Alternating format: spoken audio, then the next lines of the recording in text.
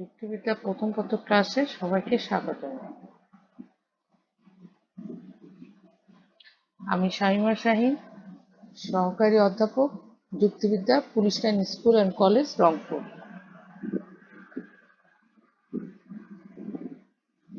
অধ্যায় তৃতীয়, যুক্তির উপাদান। আজকের বিষয় পদের প্রকারভেদ। শিকনফল। পদের প্রকারভেদ সম্পর্কে জানতে পারব। পদের প্রকারভেদের সংজ্ঞা ও উদাহরণ সম্পর্কে জানতে পারব।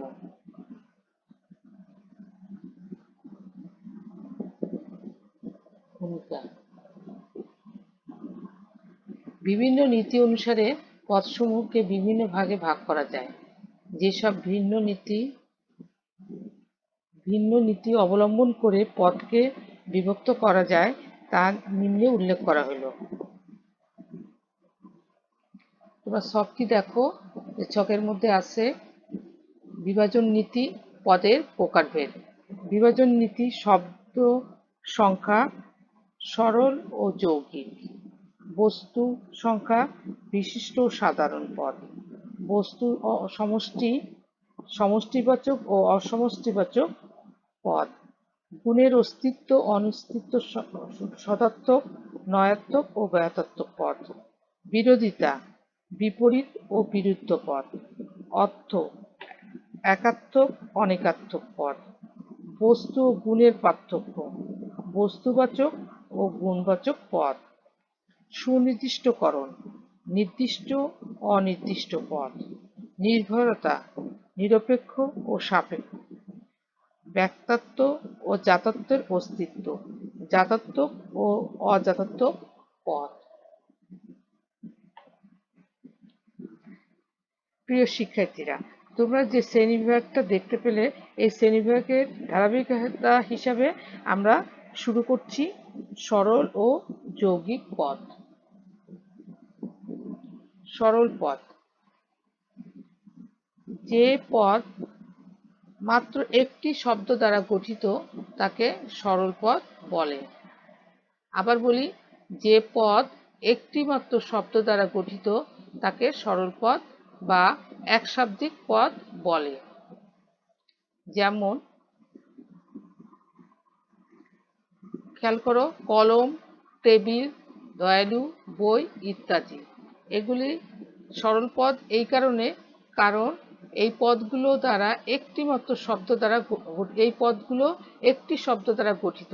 এই জন্য এই পদগুলোকে আমরা সরল পদ বলি বা একশাব্দিক পদও বলে থাকি।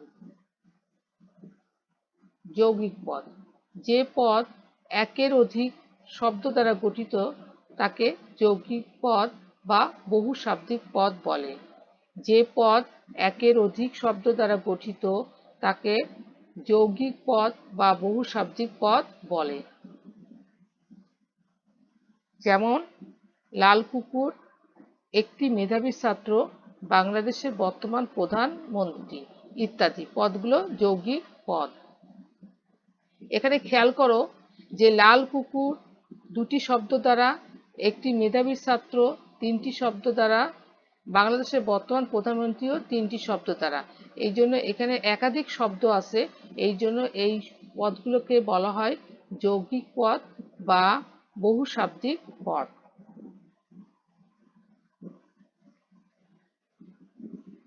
এখন আসো বিশিষ্ট ও সাধারণ পদে।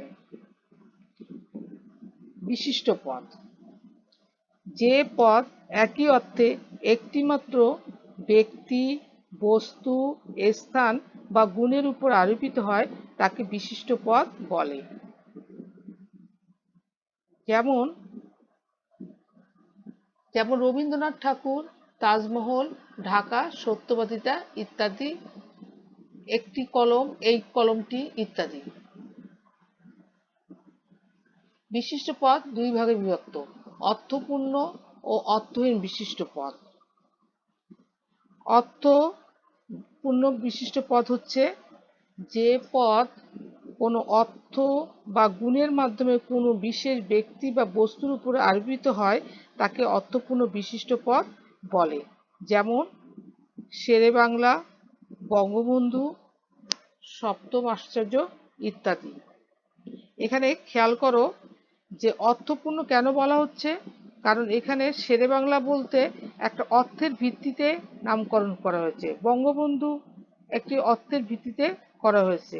এই জন্য এখানে বলা হচ্ছে মানে একটা গুণের কথা উল্লেখ করা হচ্ছে বা একটা অর্থের মাধ্যমে বোঝানো হচ্ছে, এই জন্য এইগুলো হচ্ছে অর্থপূর্ণ বিশিষ্ট পদ। অর্থহীন বিশিষ্ট পদ, যে পদ কোনো গুণ বা অর্থ নির্দেশ না করে কেবল নামের মাধ্যমে কোনো বিশেষ ব্যক্তি বা বস্তুকে বোঝায় তাকে অর্থহীন বিশিষ্ট পদ বলে। যেমন করিম, রহিম, তাজমহল, হিমালয় ইত্যাদি। এখানে খেয়াল করো যে করিম, রহিম, তাজমহল, হিমালয় এখানে কোনো অর্থকে নির্দেশ না করে কেবলমাত্র নামের ভিত্তিতে প্রকাশ করা হয়েছে, এই জন্য একে বলা হয় অর্থহীন বিশিষ্ট পদ। এসো এবার সাধারণ বা সার্বিক পদে যাই। সাধারণ বা সার্বিক পদ হচ্ছে যে পদ একই অর্থে কোনো একটি শ্রেণী বা শ্রেণীর অন্তর্গত প্রত্যেকটি ব্যক্তি বা বস্তুর উপর আরোপিত হয় তাকে সার্বিক বা সাধারণ পদ বলে।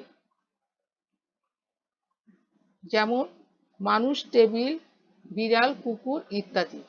এখানে মানুষ, টেবিল, বিড়াল, কুকুর এখানে কোনো একটিকে না বুঝিয়ে সকলকে অন্তর্গত প্রত্যেকটি ব্যক্তি বা বস্তুকেই নির্দেশ করেছে। এখানে মানুষ বলতে অতীত, বর্তমান, ভবিষ্যৎ সকল মানুষকে বোঝানো হয়েছে।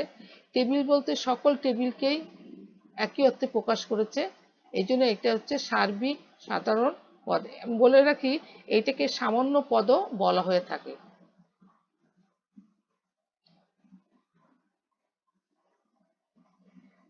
এবার এসো সমষ্টিবাচক ও অসমষ্টি পদে। অসমষ্টিবাচক পদে বা ব্যষ্টিক পদ, যে পদ দ্বারা সীমিত সংখ্যক কতকগুলো সমজাতীয় ব্যক্তি বা বস্তুকে পৃথক পৃথকভাবে না বুঝিয়ে সমষ্টিগতভাবে বোঝানো হয় তাকে সমষ্টিবাচক পদ বলে।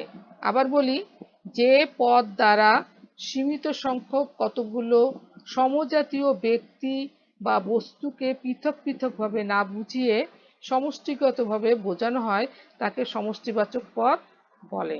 যেমন শ্রেণী, গ্রন্থাগার, সেনাদল, জনতা ইত্যাদি। এখানে খেয়াল করো যে শ্রেণী বলতে কয়েকজন ছাত্রছাত্রীর সমষ্টিকে বোঝানো হয়েছে, কোনো একটি ছাত্র বা ছাত্রীকে বোঝানো হয়নি, তাই এইটা হচ্ছে শ্রেণীবাচক পদ, এটা হচ্ছে সমষ্টিবাচক পদ। গ্রন্থাগার বলতে বোঝানো হয়েছে কতকগুলো বইয়ের বা গ্রন্থের সমাহারকে, এখানে কোনো নির্দিষ্ট একটি বইকে বোঝানো হয়নি। সেনাদল বলতেও ঠিক তেমনি একটা সৈনিককে বোঝানো হয়নি, সমগ্র সৈনিককে বোঝানো হয়েছে। সমষ্টিবাচক পদ আবার দুই প্রকার, বিশিষ্ট ও সামান্য পদ। বিশিষ্ট সমষ্টিবাচক পদ, যখন কোনো সমষ্টিবাচক পদ দ্বারা একটি মাত্র সমষ্টিকে বোঝায় তখন তাকে বিশিষ্ট সমষ্টিবাচক পদ বলে। যেমন ঢাকা বিশ্ববিদ্যালয় গ্রন্থাগার, বাংলাদেশের মুক্তি সেনাদল ইত্যাদি। সামান্য সমষ্টিবাচক পদ, যে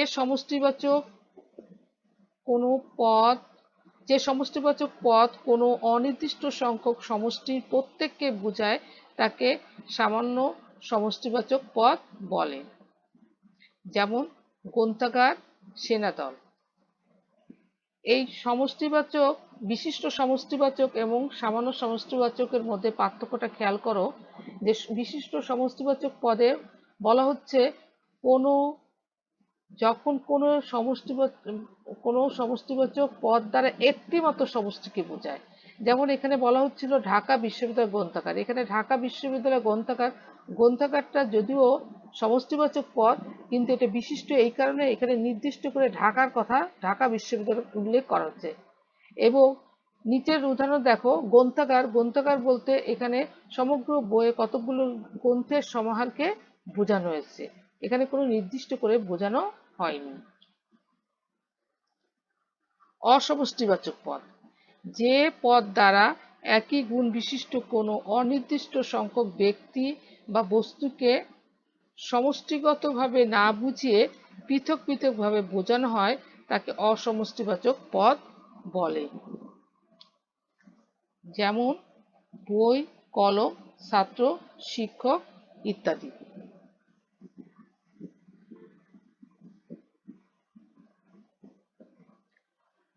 এসো এবার আরেক শ্রেণীতে চলে যাই, সদার্থক, নয়ার্থক ও ব্যাহতার্থক পদ। সদার্থকের আরেকটি নাম হচ্ছে ইতিবাচক পদ। সদার্থক বা ইতিবাচক পদ বলতে আমরা কি বুঝি? যে পদ দ্বারা কোনো বস্তু বা গুণের উপস্থিতি বোঝায় তাকে সদার্থক বা ইতিবাচক পদ বলে। যেমন মানুষ, গরু, সৎ, বুদ্ধিমান ইত্যাদি। এখানে সৎ না, সৎ শব্দটি হবে। মানুষ, গরু, সৎ, বুদ্ধিমান ইত্যাদি। এখানে কি বোঝানো হচ্ছে? মানুষের একটা উপস্থিতি, গুণের উপস্থিতি বোঝানো হচ্ছে। গরু বলতে একটা উপস্থিতি বোঝাচ্ছে, সৎ বলতে একটা গুণের উপস্থিতি বোঝাচ্ছে, বুদ্ধিমান বলতেও একটি সতের একটা গুণের উপস্থিতিকে বোঝানো হচ্ছে। এই জন্য এগুলি হচ্ছে সদার্থক বা ইতিবাচক পদ।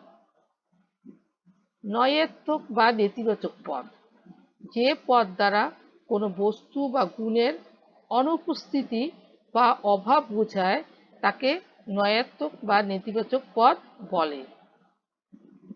যেমন অমানুষ, অসুন্দর, অসুখী ইত্যাদি।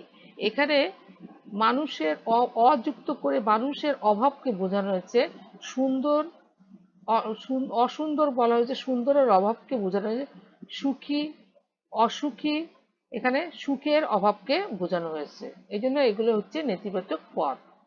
ব্যাহতার্থক পদ, যে পদ দ্বারা কোনো বস্তুতে কোনো গুণের বর্তমান অনুপস্থিতি বোঝায় অথচ বস্তুটির স্বাভাবিকভাবে ওই গুণের অধিকারী হতে পারে তাকে ব্যাহতার্থক পদ বলে।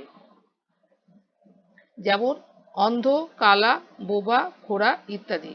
এখানে খেয়াল করো যে অন্ধ, কালা, বোবা, খোড়া ইত্যাদি এখন তার বর্তমান অবস্থাকে বোঝাচ্ছে, কিন্তু সে চিকিৎসার মাধ্যমে অন্ধত্ব সেরে যেতে পারত। এবং কালা, এটা বর্তমানে হয়তো সে কালা আছে, কিন্তু ভবিষ্যতে সে নাও থাকতে পারে। আবার মানে এইটার এমনভাবে বোঝানো হয় যে দুটো গুণে উপস্থিতি এবং অনুপস্থিতির মাঝামাঝি একটা অবস্থাকে বোঝানো হয়। অর্থাৎ এটা সদার্থক হতে পারত, আবার নয়ার্থকও হতে পারে, এরকম একটা গুণকে বোঝানো হচ্ছে।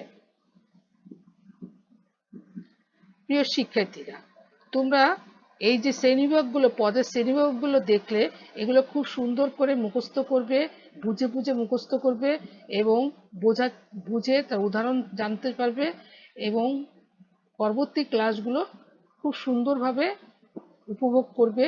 সবাইকে ধন্যবাদ।